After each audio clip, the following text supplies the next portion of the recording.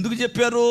నువ్వెక్కడ దెబ్బతింటావు, ఎక్కడ దేవునికి దూరం అవుతావు, ఎక్కడ జీవితాన్ని పాడు చేసుకుంటామని మన మేలు కొరకు చెబితే ఏంటి మనం చెప్పిన వాళ్ళు దూరం పెట్టుకుంటాం. మన బుద్ధిహీనత అంటే మనస్సాక్షి సరిలేదు.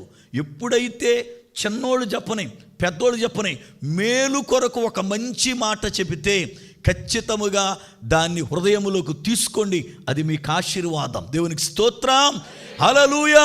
నేనింత అనుభవం ఉంది, నేనింత సీనియర్ని అనుకోవద్దు. జాగ్రత్త సుమ.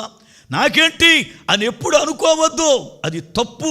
ఎందుకంటే కొన్ని విషయాల్లో ఎంత అనుభవనీయులైనా, ఎంత గొప్పవారమైనా కొన్ని విషయాల్లో పొరపాటు పడతాం, బలహీనమవుతాం. అప్పుడు ఎదటివారు దాన్ని చూసి అయ్యా మీరు ఇలా చేశారు, అమ్మాయి ఇలా చేశారు అనంటే అయ్యో ఏదో తెలియక చేశాను, లేకపోతే ఇలా జరిగిపోయిందిలే అని చెప్పి దిద్దుకొని సరి చేసుకోవాలి తప్ప మనస్సాక్షిని పాడు చేసుకోకూడదు. మనస్సాక్షిని